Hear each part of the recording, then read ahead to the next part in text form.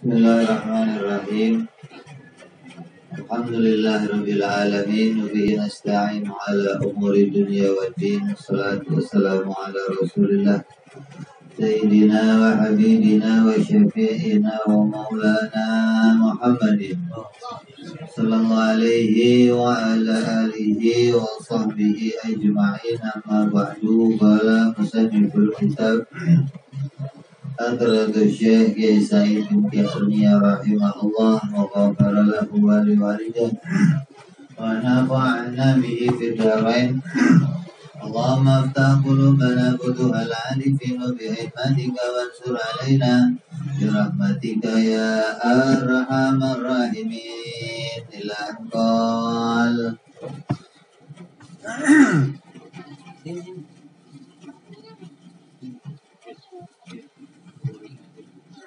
Adapun pengertian Nabi Muhammad Sallallahu Alaihi Wasallam. Kenapa di bawah? Kalau di mobil. Adapun pengertian Nabi Muhammad Sallallahu Alaihi Wasallam, diutus oleh Allah datang kepada kita, itu membawa 3 macam ilmu. Yang pertama ilmu syariah, ilmu thariqah, dan ilmu hakikat. Jadi Nabi datang kepada kita mengajarkan 3 macam ilmu. 3 macam ilmu ini gunanya untuk membangun agama. Karena untuk membangun agama kita perlu ilmu, perlu pengetahuan, perlu cara. Maka Nabi mengajarkan bagaimana caranya kita membangun agama. Jadi beragama itu gak cuma terus di KTP doang, Islam beragama juga. Ada ilmu yang harus kita ketahui, yang dengan ilmu itu baru kita akan bisa membangun agama. Jadi orang yang nggak pernah ngaji terus kok ngaku agama Islam, ya ngaku doang. Dia nggak diakui sebagai orang Islam. Kenapa? Karena dia tidak pernah membangun agama. Agama itu bukan keturunan, nggak ada agama turunan, nggak ada. Kalau agama itu keturunan, sedunia agamanya Islam semua. Saya nanya, yang pertama hidup di dunia siapa namanya? Nabi Adam. Agamanya apa? Islam. Nabi Adam punya anak enggak? Punya anak. Kalau agama keturunan berarti anak Nabi Adam harus Islam semua. Cucunya Islam semua. Buyutnya. Tapi enggak begitu. Agama bukan keturunan. Agama kita bangun masing-masing. Tiap-tiap orang harus membangun agama pada dirinya sendiri. Bukan orang tua saya sudah cukup bangun agama untuk saya, enak, bener. Kalau begitu yang berjuang orang tua kita nggak ikut ngapa-ngapain dong. Nggak ada. Maka Nabi datang kepada kita membawa 3 macam ilmu. Untuk apa? Agar kita diberikan modal untuk bisa dipakai membangun agama untuk diri kita. Siapa yang nggak ngerti 3 ilmu ini, dia ngaku beragama Islam, bohong. Hanya ngaku-ngaku. Orang sering bilang Islam KTP. Islam KTP itu maksudnya Islamnya hanya di dunia, tidak sampai ke akhirat. Kita ingin beragama Islam dunia sampai akhir, maka beragamalah yang baik. Beragamalah dengan ilmu, jangan beragama hanya ikut ikutan. Jangan beragama hanya dapat pakaiannya doang, pakai peci, pakai sarung, pakai koko, beragama Islam. Bukan itu, bukan. Ada sesuatu yang penting kita kerjakan hingga kita tahu apa tujuannya beragama yang sebenarnya. Akan dijelaskan di sini. Nabi diutus membawa 3 macam ilmu, yaitu ilmu syariat, ilmu thariqah, dan ilmu hakikat. Adalah bahwasannya Nabi Muhammad SAW di atas diutus membawa ilmu tersebut adalah ilmu yang dohir. Artinya Nabi diantaranya mengajarkan kepada kita ilmu dohir. Ilmu dohir itu ilmu yang kelihatan. Begitu pula ilmu batin, ilmu yang tidak kelihatan. Rumah, ini jadi sendiri apa dibangun? Apa keturunan? Ini rumah saya, keturunan rumah bapak saya, bisa begitu? Orang yang pengen punya rumah harus bangun rumah. Nah, rumah ini ada berapa bangunan? Ada bangunan yang nggak kelihatan. Mana rumahnya? Bangunan yang nggak kelihatan mana? Pondasi di bawah. Dan ada bangunan yang kelihatan di atasnya. Dalam agama begitu, ada bangunan yang kelihatan dohir seperti apa? Sholat, puasa, haji, zakat, itu kelihatan bangunannya. Dan ada bangunan yang nggak kelihatan kayak apa? Iman kepada Allah Subhanahu wa Ta'ala, iman pada malaikat, iman pada kitab suci, itu agama namanya. Ada bangunan yang kelihatan, ada yang tidak. Nah, Nabi mengajarkan caranya membangun 2 itu. Gimana caranya bangun bangunan yang kelihatan dan bangunan yang tidak. Jangan dianggap agama itu cuma kelihatan doang. Rumah itu yang kelihatan doang. Kalau kamu bangun rumah yang kelihatan doang, tiru-tiru nggak pakai apa? Pondasi, bisa terbangun kira-kira? Bisa, 2 hari doang umurnya. Habis itu ambruk. Maka kenapa banyak orang kelihatannya beragama Islam, tapi dikit-dikit pindah Kristen, pindah jadi orang pindah. Kenapa? Karena dia nggak punya pondasi dalam beragama. Hingga kadang dikasih duit cepet, pindah agama. Dikasih rayuan dikit, pindah agama. Ini yang tidak boleh terjadi pada kita. Maka kita harus bangun agama pakai ilmu. Hingga agama itu bisa kita bawa sampai hari kematian kita. Dalam Al-Quran dikatakan wala tamutunna illa wa antum muslimun. Jangan sampai kalian mati kecuali mati dalam beragama Islam. Maka dijelaskan di sini, selain membawa ilmu tentang amal, selain membawa tata cara bagaimana membangun tentang amal, maka Nabi SAW juga menjelaskan tentang tata cara pelaksanaannya. Dan Nabi menjelaskan pula tujuannya pula semua dari amal-amal tersebut. Jadi kalau disebut ilmu syariah, ilmu thariqah, ilmu hakikat, ini kalau mau diringkas, syariah itu apa? Ilmu tentang bagaimana perintah-perintah Allah membangun agama. Namanya syariah. Thariqah apa? Bagaimana tata cara membangunnya. Hakikat apa? Tujuannya. Ada perintahnya, diajarkan tata caranya, dan diajarkan pula tujuannya membangun agama. Ini ilmu yang diajarkan Nabi kepada kita. Tanpa 3 ini, kita nggak akan bisa membangun ilmu atau nggak bisa membangun agama yang benar. Adapun contohnya ilmu syariah, ilmu thariqah, dan ilmu hakikat, itu sudah sangat jelas dibicarakan dalam kitab-kitab fikih. Kalau kita ngaji kitab fikih, di kitab fikih pasti ada itu semuanya. Syariah, thariqah, dan hakikat seperti diantaranya kitab Hidayatul Adhiyah. Tapi di sini musonef itu Ki Said akan meniru memberikan sebuah contoh sebatas kepahaman saya, kata beliau. Karena untuk menjelaskan kepada orang-orang yang terbatas kemampuannya seperti saya. Ini tawadhunya musonef. Contohnya apa ilmu syariah? Kata beliau yang berikutnya. Adapun contohnya ilmu syariah seperti sholat 5 waktu. Mana perintahnya? Di Quran banyak. Allah perintahkan kita untuk mendirikan sholat. Aqimi sholat lidzikri, dirikanlah sholat untuk mengingatku. Ini perintah Allah.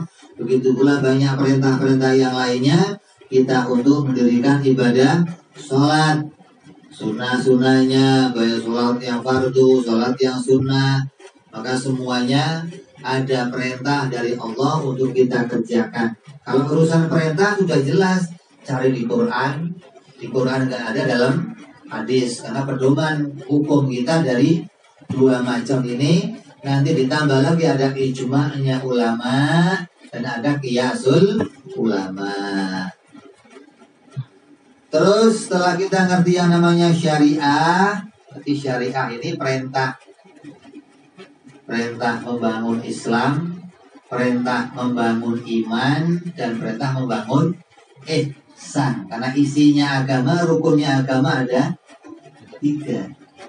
Rukun agama ada 3. Rukunnya rumah, pokoknya rumah 3. Fondasi, bangunan, atap. 3 bangunan yang harus kita kerjakan. Dalam agama begitu, iman, Islam, ihsan, sesuai dengan hadis Jibril. Hadis yang dibawa ketika malaikat Jibril alaihissalam datang ke Rasul dan meletakkan lututnya di depan lututnya Rasul.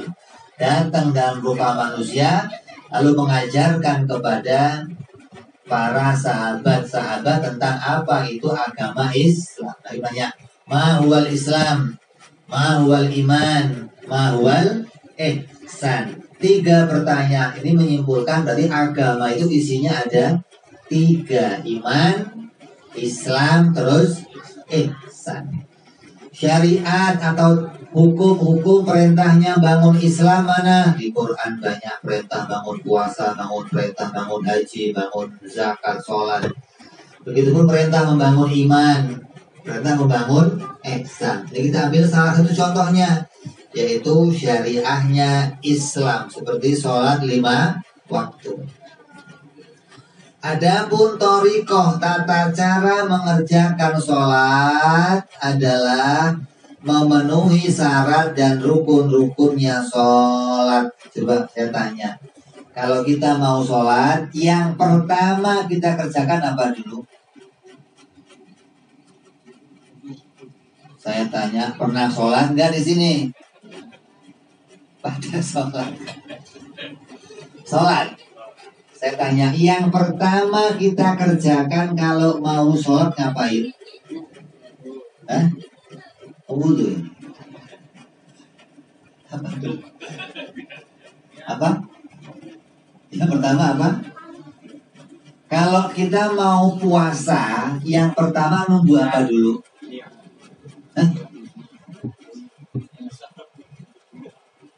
Kalau kita mau haji, yang pertama apa dulu? Yang pertama masuk waktu. Boleh kamu niat puasa kalau nggak puasa? Sekarang Ramadan bukan? Bukan, boleh niat Ramadan. Nah, boleh. Berarti kalau saya mau niat puasa Ramadan kapan waktunya? Nah, berarti kalau kita mau ngerjain sebuah amal, yang pertama nunggu waktu. Mau zakat nunggu waktu, mau haji nunggu waktu, mau puasa nunggu, mau sholat. Berarti kita nunggu masuknya waktu. Setelah masuk waktu, ngapain? Setelah masuk waktu duhur, masuk waktu asar, terus ngapain? Adzan. Lu mau adzan?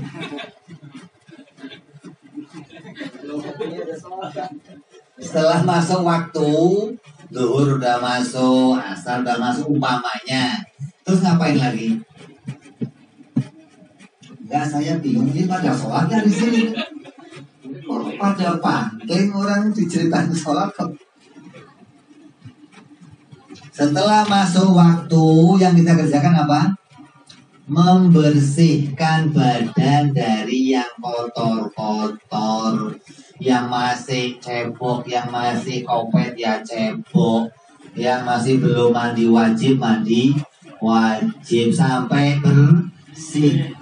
Kalau sudah suci badannya bersih, terus ngapain? Baru wudhu. Nah, gitu. Ini urut-urutan namanya apa ini? Thariqah. Caranya mengerjakan sholat yang benar. Thariqah itu jangan dianggap wiritan doang, jangan. Itu thariqahnya ahli zikir. Ini thariqah di sini, thariqah cara membangun agama. Cara bangun sholat, umpamanya contohnya. Pertama masuk waktu, kedua bersihkan badan, ketiga wudhu, keempat tutup aurat dulu mau telanjang. Tutup aurat, terus ngadep kiblat, baru mulai niat takbir, terus sampai selesai. Toto main takbir aja niat. Namanya tata cara membangun sholat. Sampai kapan? Sampai salam. Ketika salam dikerjakan, maka selesailah thariqah atau cara mengerjakannya. Terus setelah kita tahu thariqahnya, lalu hakikat.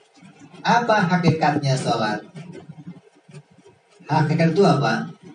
Hakikat itu tujuannya sholat. Seseorang yang sholat tidak boleh salah tujuan. Tujuannya harus satu, kepada Allah Subhanahu wa ta'ala. Nggak boleh kita sholat tujuannya pengen kerjaannya lancar. Sholat tujuannya pengen dapet cewek. Sholat tujuannya pengen nggak dipecat. Nggak boleh. Sholat harus lillah. Nggak boleh. Puasa juga begitu. Puasa harus lillah. Kalau kita kok puasa, saya mau puasa 7 hari, niatnya biar gampang dibacok, gimana? Ya dapatnya itu doang, bacokan nih. Nggak ada pahalanya, nggak. Kalau kamu kok niat pergi haji, pengen bisnis di sono, ya dapatnya itu doang. Jadi nggak boleh ibadah itu tujuannya selain Allah. Tujuannya ibadah, hakikat ibadah yang diajarkan Nabi Shallallahu Alaihi Wasallam adalah mengerjakan ibadah disertai kesadaran diri bahwa semua amal ibadah yang saya kerjakan itu semua bisa terjadi atas pertolongan Allah. Ini hakikat. Orang yang tahu ketika saya takbir Allahu Akbar, Allah yang menolong, tangan saya terangkat. Ketika saya ruku, Allah yang menolong saya, merukukkan saya. Saya sujud, Allah yang menolong saya sujud. Sampai kepada kita bisa salam, maka ketika selesai sholat, hatinya connect, sholat saya ini ditolong oleh Allah. Jangan sampai ketika kita salam, selesai sholat, ya Allah, terimalah sholat saya kan sudah sholat. Ini orang yang ketika sholat, dia menganggap dirinya sendiri yang bisa sholat. Dia menganggap dirinya itu memberikan sesuatu ibadah kepada Allah untuk diberikan pahala oleh Allah, maka sholatnya keluar dari makna hakikat. Sholatnya tidak karena Allah, sholatnya karena dirinya sendiri. Dia menganggap dirinya punya kemampuan, dia menganggap dirinya bisa, maka dia mengerjakan sholat atas kemauannya sendiri. Terus menganggap, ya Allah, saya udah sholat, berikan saya pahala ya Allah, masukkan saya ke surga ya Allah. Ini orang-orang yang tidak ngerti hakikatnya sholat. Makanya orang itu harus ngaji hakikat, jangan nggak ngaji hakikat. Ketika kita sholat, kita selesai salam, kita ngakuin, ya Allah, saya nggak bisa sholat kalau nggak Engkau tolong ya Allah. Bunyinya apa? La haula wala quwata illa billahil aliyil azim. Ini baru orang yang ngerti sholat. Kalau dia sholat menganggap saya bisa sholat, takbir saya sendiri yang takbir, ruku saya yang ruku, sampai salam dianggap dari dirinya sendiri, maka dia keluar dari hakikatnya sholat. Dia nggak ngerti tujuannya sholat. Maka tujuannya sholat adalah mengerjakan ibadah disertai kesadaran diri bahwa semua amal ibadahnya atas pertolongan Allah dan atas petunjuk dari Allah. Juga amal ibadahnya semata-mata atas perintahnya Allah dan untuk meraih ridhonya Allah. Kalau dalam ilmu thariqah wiridan, thariqah ibadah seperti apa? Naqsabandi, Qadiriyah, Syadziliyah, itu ada yang namanya lillah, billah, fillah, ilallah, alallah. Nah, ini orang kalau sudah terpenuhi 5 ini, artinya dia sudah tahu hakikatnya sholat, dia tahu hakikatnya ibadah. Dia haji tahu berangkatnya haji karena Allah, Allah yang mengundangnya, Allah yang memberikan rezekinya, Allah yang memberikan kesempatan. Banyak orang punya duit tapi nggak diundang oleh Allah. Banyak orang punya kemauan tapi nggak dikasih duit sama Allah. Berarti untuk melaksanakannya butuh pertolongan Allah. Allah mendatangkan duitnya dan Allah mendatangkan kemauannya untuk berangkat ke sana. Maka ini pertolongan Allah. Banyak orang rumahnya dekat masjid tapi nggak bisa melangkah ke dalam. Ada di sini ada orangnya. Yang mana? Hati-hati ini. Rumahnya dekat masjid tapi nggak bisa melangkah ke. Tandanya apa? Orang ke masjid itu atas pertolongan. Ketika kita kok bisa ke masjid sampai pulang, maka ya Allah, alhamdulillah, ini semua atas pertolonganmu. Bukan kayak Korun. Korun itu menganggap apapun yang dia punya, apapun yang dia kerjakan, apapun yang dia lakukan, kata dia, ini atas kemampuanku sendiri. Ini atas kecerdasanku sendiri, bukan atas pertolongan Allah. Ini orang yang gak ngerti hakikatnya ibadah. Makanya ibadah yang kita kerjakan harus kita bangun dengan ilmu. Maka ilmunya diajarkan Nabi Muhammad Sallallahu Alaihi. Maka Nabi mengajarkan 3 macam ilmu: ilmu syariah, ilmu thariqah, dan ilmu hakikat. Jadi jangan terus sampai kalau masih begini ngapain belajar ilmu hakikat. Belajar ilmu hakikat, jangan sampai nggak belajar ilmu hakikat. Jangan dikira ilmu hakikat nggak penting. Kalau ilmu hakikat nggak penting, berarti kita sepertinya nggak penting tahu tujuan ibadah kita gimana. Orang harus tahu tujuan ibadahnya kemana. Orang harus tahu bagaimana pelaksanaan ibadah. Jangan sampai dia ibadah tapi nggak tahu kemana tujuannya. Ada yang sholat tujuannya untuk urusan dunia. Dia mau tahajud kalau kerjaannya laris. Dia mau duha kalau kerjaannya laris. Coba ada orang sholat tadinya melarat, terus dia sholat duha terus kaya. Pasti nggak berani ninggalin duha orang itu. Takut melarat lagi. Jadi sholatnya bukan karena Allah. Karena dia sudah menganggap bahwa kalau saya nggak duha nanti melarat lagi. Oh, ini terpaksa duha terus. Ada yang begini. Dulu zamannya Rasul Shallallahu Alaihi Wasallam, setelah meninggalnya Rasul, zamannya sahabat, ada dua sahabat namanya sahabat Ibnu Abbas dan sahabat Bilal. Kalau nggak Bilal Ibnu Mas'ud, saya lupa. Dua sahabat ini seringkali mendatangi sahabat yang lainnya, melarang mereka sholat duha. Artinya melarang mereka sholat duha tiap hari. Lu kalau mau duha, boleh duha sebulan sekali aja lah gitu. Seminggu sekali duhanya, jangan duha kok tiap hari duha belum. Kenapa? Orang yang mau masuk Islam ngeri. Islam sholatnya banyak benar. Ada duha 8 rakaat, ada maghrib, belum lagi sunnah qobliyah, sunnah ba'diyah.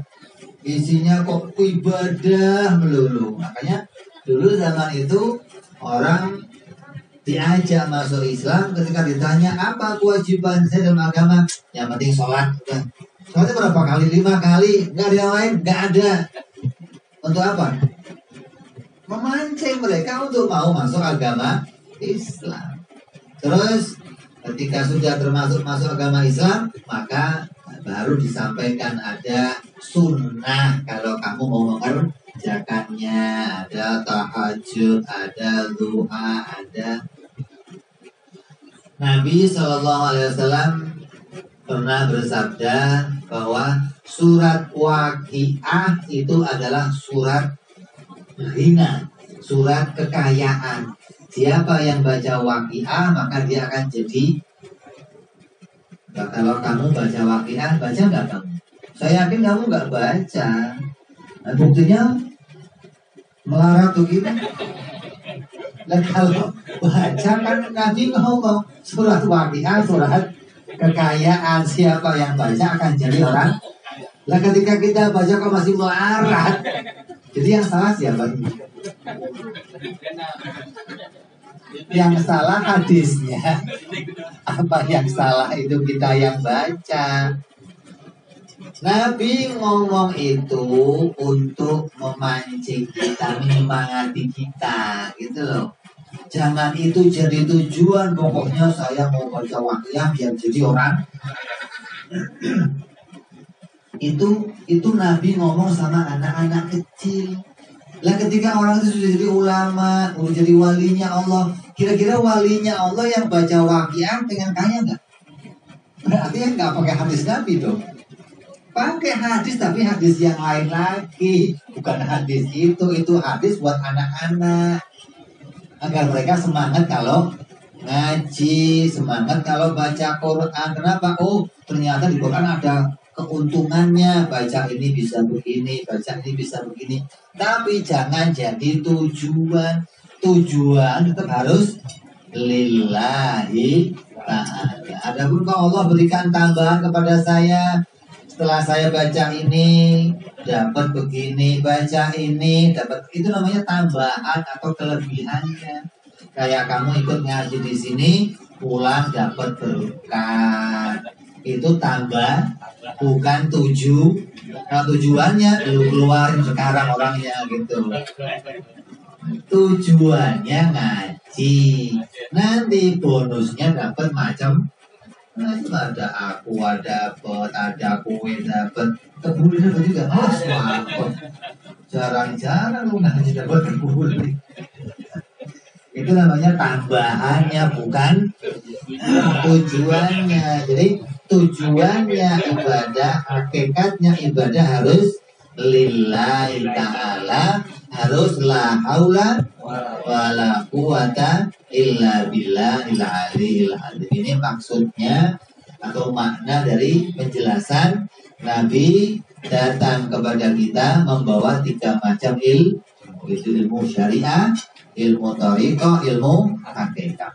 Terus ini tadi contohnya membangun Islam. Cara membangun Islam dengan amal, dengan perbuatan. dengan tingkah, tangannya digerakkan, badannya dijalankan. Kalau haji, sa'i, tawaf, lari-lari, itu amal namanya. Nggak boleh kamu sholat kayak sholatnya orang-orang gila yang cukup eling, yang penting niat aja bebas, udah nyampe. Itu bukan sholatnya begitu, bukan amal. Amal harus pakai badan, gerakan. Ada lagi yang kedua, membangun iman. Pakai apa bangun iman? Kalau bangun amal, bangun Islam pakai amal. Kalau bangun iman pakai apa? Bangun iman pakainya hati. Pakainya berpikir, mencari dalil yang membuat hati kita yakin. Jadi thoriqohnya iman beda dengan thoriqohnya Islam. Kalau thoriqohnya Islam itu mengerjakan amal, berbuat, berjalan. Kalau thoriqohnya iman ngapain? Berpikir, mencari apa? Dalil, mencari bukti yang sampai meyakinkan. Lah, hasilnya, hakikatnya iman apa? Makrifat kepada Allah Subhanahu wa Ta'ala. Jadi kalau membangun Islam pakai amal, membangun iman pakai hati, pakai berpikir, cari dalil bagaimana hatinya yakin, yang yakinnya nggak bergeser lagi kepada Allah Subhanahu wa Ta'ala. Yang ketiga, ihsan. Apa itu ihsan? Ihsan itu ibadah kepada Allah seakan-akan kamu melihat Allah. Atau kalau kamu nggak bisa melihat Allah, yakinlah kalau Allah melihat kamu. Orang yang sudah bisa ibadah seperti itu, maka ibadahnya sudah murni menghadap kepada Allah. Saya tanya, kamu pernah nggak kalau sholat zuhur sendirian di rumah, nggak ada orang, terus kamu korting 2 rakaat, pernah? Pernah nggak? Kenapa enggak? Kenapa enggak? Karena kamu yakin Allah melihat, maka kamu sudah sampai maknanya ihsan. Tinggal membereskan satu persatu tahapannya. Sudah beres, kita itu sudah ada imannya, udah ada Islamnya, udah ada ihsannya, tinggal dibangun, dicek, diperbaiki, dirapi. Jangan acak adul, yang penting kan kebangun. Jangan dirapihkan. Bagaimana bangunan Islam yang bagus, bagaimana bangunan iman yang bagus, dan bagaimana bangunan ihsan yang bagus, sehingga kita dari orang awam akan dinaikkan ke derajat-derajat yang lebih mulia oleh Allah Subhanahu wa Ta'ala. Ini makna yang harus kita pahami secara ringkas dari pengertian iman, Islam, dan ihsan. Ya, insyaallah kita akan lanjut nanti perjumpaan yang akan datang, bicara lagi tentang makolahnya Imam Ibn Ruslan dalam Zubat, yaitu awwalu wajibin alal insani ma'rifatul ilahi bistiqami.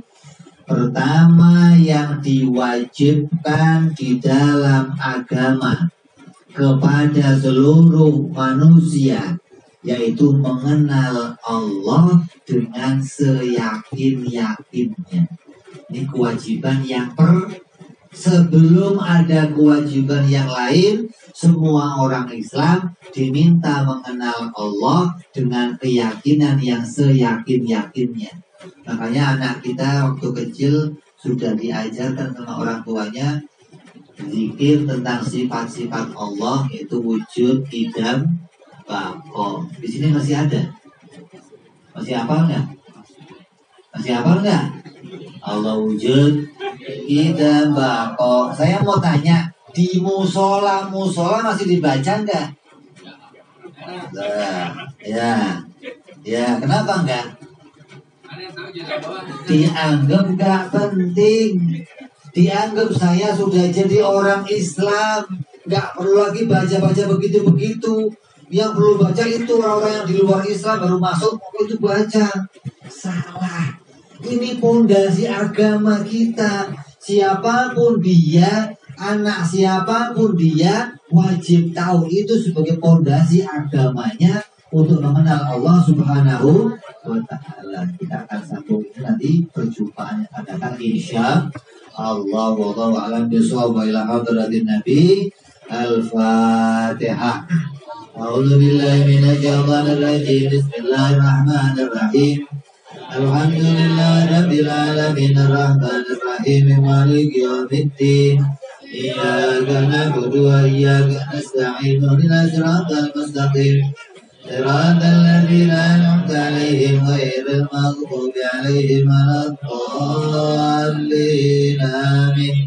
Ya Rabbana iqtarabna bi anana iqtarabna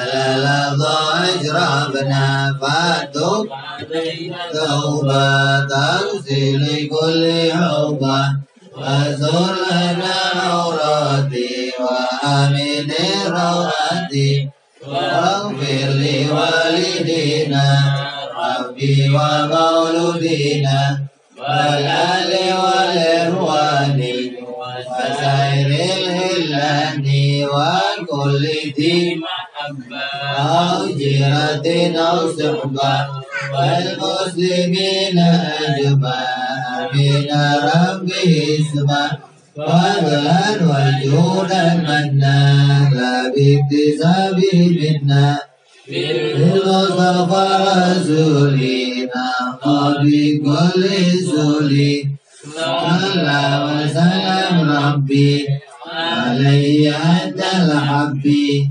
وآله وصحبه على القاسي صحبي والحمد لله بالبدء والتناهي سبحان ربك رب العزة عما يصفون وسلام على المرسلين والحمد لله رب العالمين. Assalamualaikum warahmatullahi wabarakatuh.